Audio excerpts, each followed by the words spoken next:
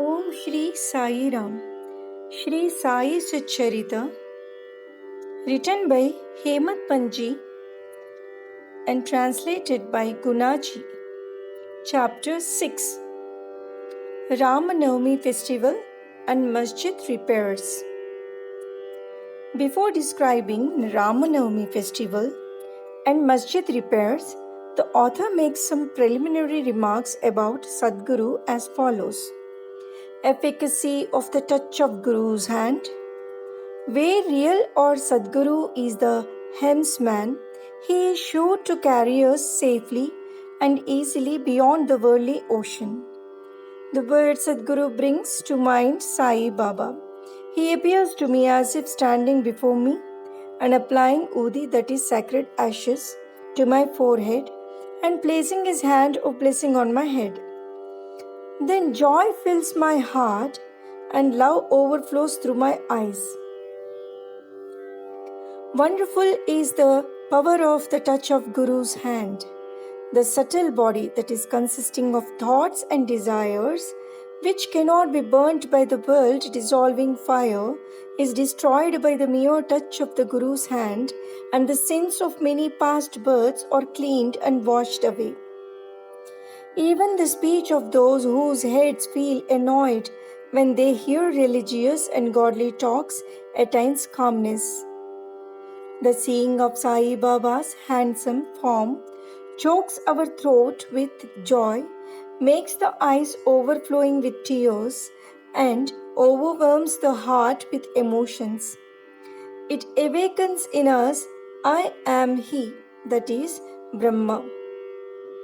Consciousness manifests the joy of self-realization and dissolving the distinction of I and Thou, then and there makes us one with the Supreme, that is one reality. When I begin to read scriptures, at every step I am reminded of my Sadguru. And Sai Baba assumes the form of Rama or Krishna and makes me listen to his life. For instance, when I sit to listen to Bhagavat, Sai becomes Krishna from top to toe, and I think he sings the Bhagavat or Uddhava Gita, that is Song of Teachings by Lord Shri Krishna, to his disciple Uddhava, for the welfare of the devotees.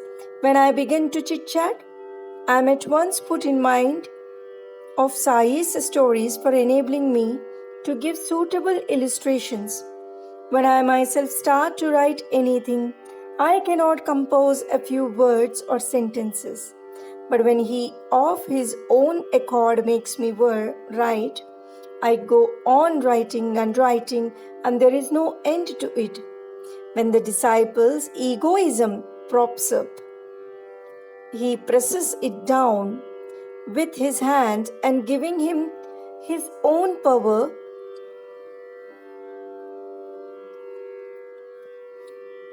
makes him gain his object and thus satisfies and blesses him.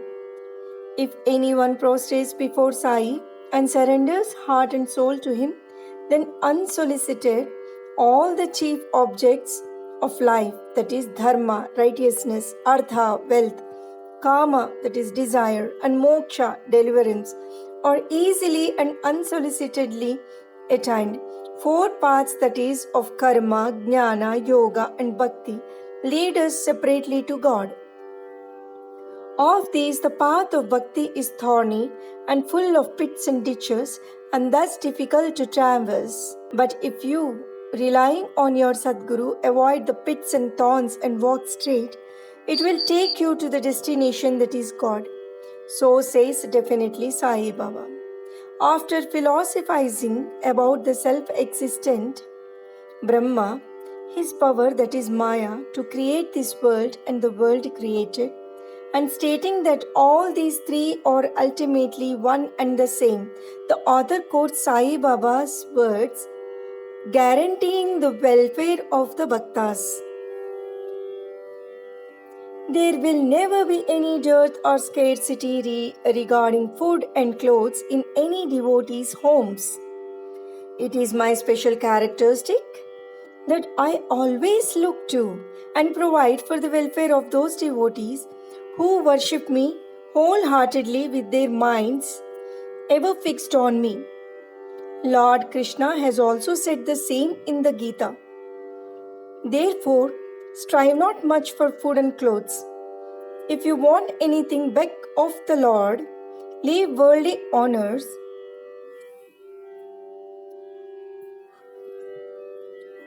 Try to get Lord's grace and blessings and be honored in His court.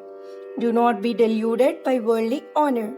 The form of the deity should be firmly fixed in the mind. Let all the senses and mind be ever devoted to the worship of the Lord. Let there be no attraction for any other thing. Fix the mind in remembering me always, so that it will not wander elsewhere towards body, wealth, and home. Then it will be calm, peaceful, and carefree.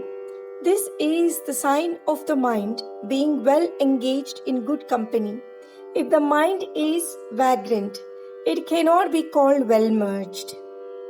After quoting these words, the author goes on to relate the story of Ramanavami festival in Shirdi. As Ramanavami is the greatest festival celebrated at Shirdi, another fuller account as published in Sai Leela magazine of 1925, page 197 is also referred to, and a summary of the festival as related in both these accounts is attempted here.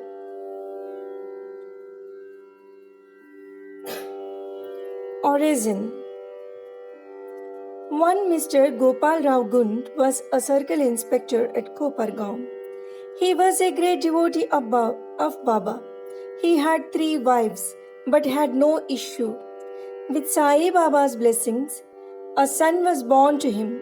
In the joy that he felt regarding the event, an idea of celebrating a fair or urus occurred to him in the year 1897, and he placed it for consideration before other Shirdi devotees, that is, Tatya Patil, Dada Kotte Patil, and Madhavrao Deshpande or Shama. They all approved of the idea and got Sai Baba's permission and blessings.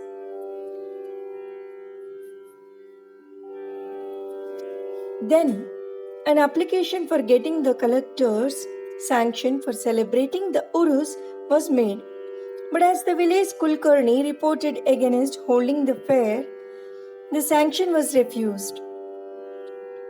But as Sai Baba had blessed it, they tried again and ultimately succeeded in getting the collector's sanction. The day for the Urus was fixed on the Ram Navami day, after having consultation with Sai Baba. It seems he had some end in view in this, that is, the unification of the 2 fates of festivals, the Urus and the Ramanavami, and the unification of the 2 communities, the Hindus and the Mohammedans. As future events showed, this end or object was achieved.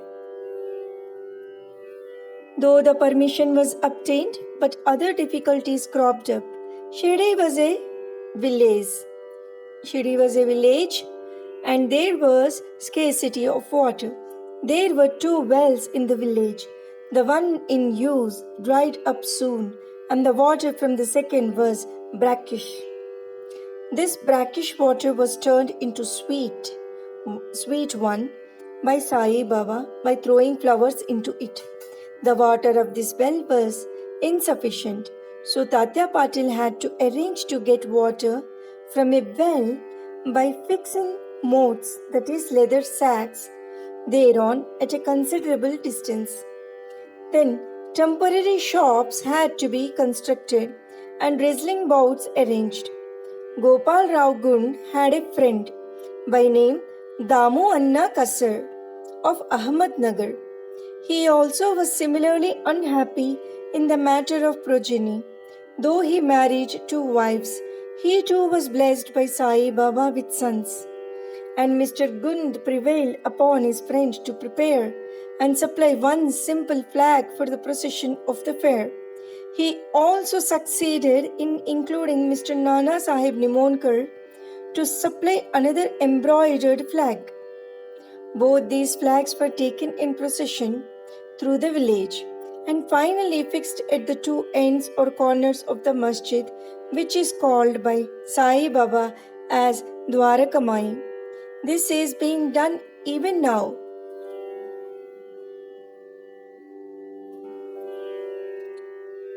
The Sandal Procession. There was another procession which was started in this fair. This idea of sandal procession originated with one Mr. Amir Shakkar Dalal, a Mohammedan Bhakta from Korla. This procession is held in honor of great Muslim saints. Sandal, that is chandan paste, and scrapings are put in the thali, that is flat dishes, and these are carried with incense burning before them in procession to the accompaniment of band and music through the village, and then after returning to the masjid, the contents of the dishes are thrown on the nimbar, that is niche, and walls of the masjid with hands. This work was managed by Mr. Amir Shakkar for the first 3 years and then afterwards by his wife. So on one day, the two processions, the flags by the Hindus and that of sandal by the Muslims, went on side by side and are still going on without any hitch.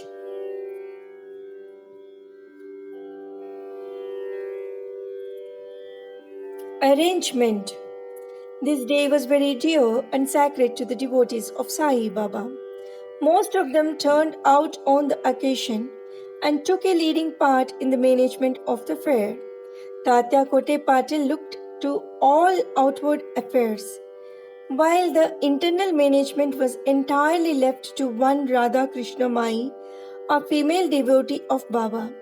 Her residence was full of guests on the occasion, and she had to look to their needs and also to arrange for all the paraphernalia of the fair. Another work which she willingly did was to wash out and clean and whitewash the entire masjid, its walls and floor, which were blackened and were full of soot on account of the ever-burning dhuni, that is sacred fire of Sai Baba.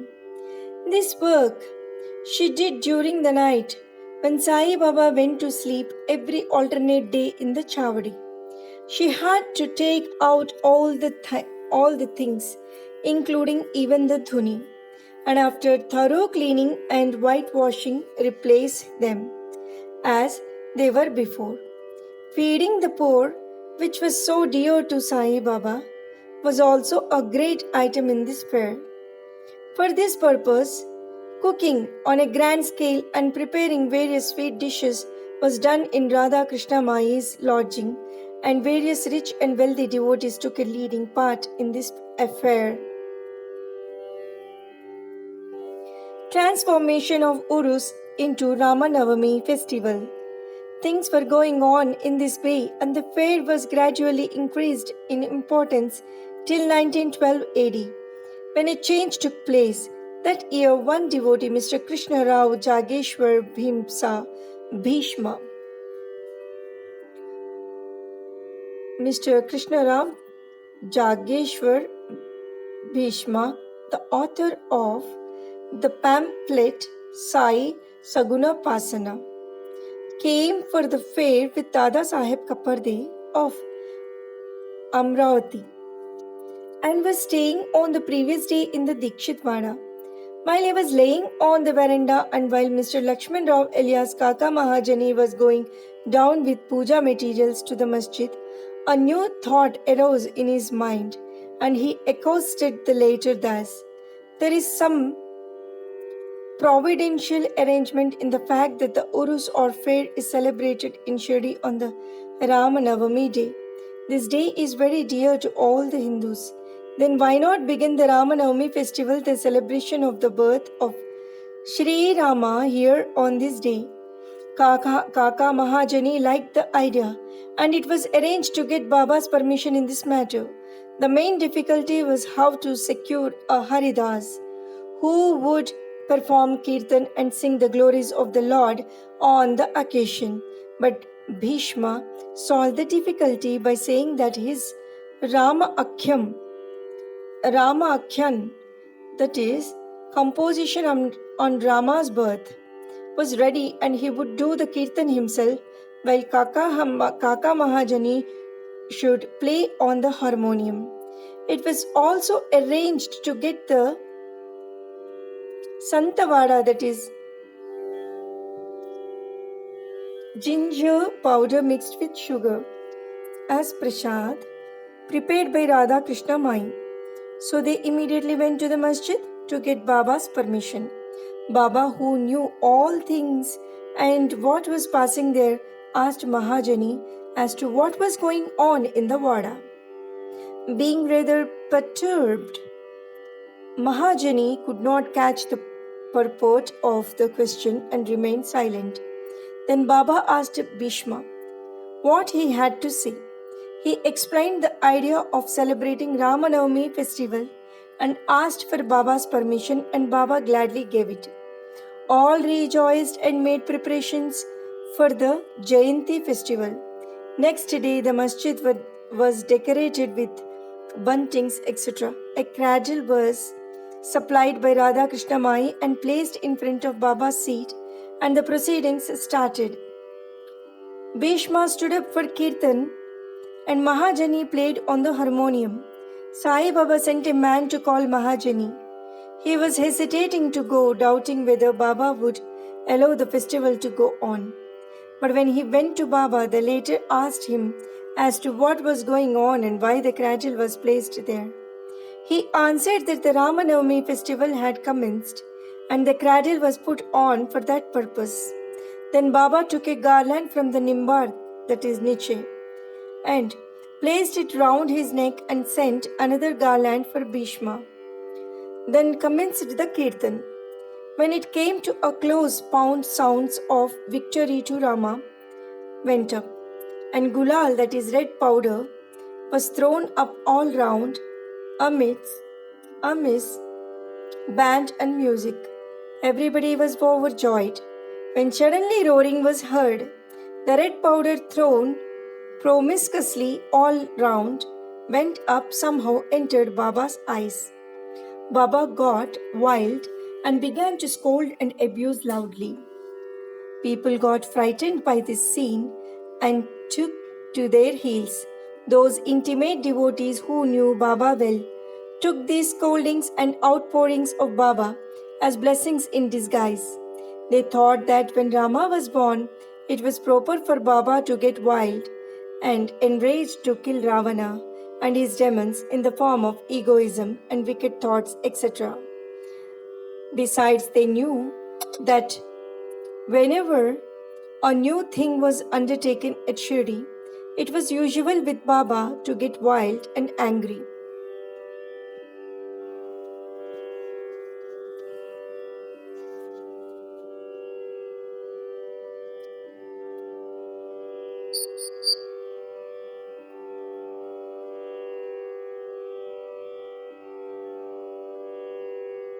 And so,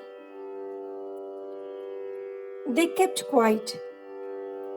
Besides, they knew that whenever a new thing was undertaken to Shirdi, it was usual with Baba to get wild and angry. So they kept quiet. Radha Krishna Mai was rather afraid and thought that Baba might break her cradle, and she asked Mahajani to get the cradle back. When he went to loosen and unfasten the cradle, Baba went to him and asked him not to remove it. Then after some time, Baba became calm, and that day's program, including Mahapuja and Arati, was first furnished. Later on, Mr. Mahajani asked Baba for permission to remove the cradle. Baba refused the same, saying that the festival was not yet finished. Next day, another kirtan and Gopal Kala ceremony, that is, an earthen pot containing parched rice mixed with curds, is hung. only to be broken after the kirtan and the contents distributed to all, as was done by Lord Krishna amongst his cowherd friends. That is, friends, were performed, and then Baba allowed the cradle to be removed. While the Ramanavami festival was thus going on, the procession of the two flags by day and that of the sandal by night went off with the usual pomp and show. From this time onwards, the Urus of Baba was transformed into the Ramanavami festival.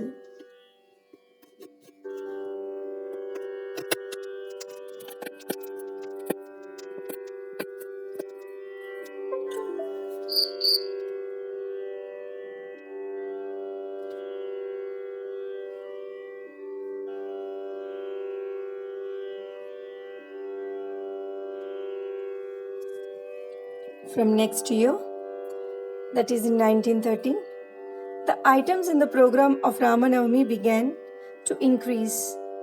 Radha Krishna Mai started a Nama Saptah, that is singing the glory of God's name continuously day and night for 7 days from 1st of Chaitra. For this, all devotees took part by turns, and she also joined it sometimes early in the morning. As Ramanavami festival is celebrated in many places all over the country, the difficulty of getting a Haridas was felt again. But 5 or 6 days before the festival, Mahajani met accidentally Balabuva Mali, who was known as modern Tukaram, and got him to do the kirtan that year. The next year, that is 1914, and another Balabuva Satarkar of Brihad Siddha Kavate, district Satara, could not act as a Haridas in his own town, as plague was prevailing in his town, and so he came to Shirdi. With Baba's permission, which was secured through Kaka Sahib Dikshit, he did the kirtan and was sufficiently recompensed for his labor. The difficulty of getting a new Haridas every year was finally solved from 1914 by Sai Baba, as he entrusted this function to Das Ganu Maharaj permanently, and since that time he has been successfully and creditably conducting that function up till now. Since 1912, this festival began to grow gradually year by year. From the 8th to 12th of Chaitra, Shirdi looked like a beehive of men. Shops began to increase. Celebrated wrestlers took part in wrestling bouts. Feeding of the poor was done on a grander scale. Hard work and sincere efforts of Radha Krishna Mai turned Shirdi into a samsthan, that is state. Paraphernalia increased. A beautiful horse, a palanquin, chariot, and many silver things, pots, buckets, pictures, mirrors, etc. were presented. Elephants were also sent for the procession.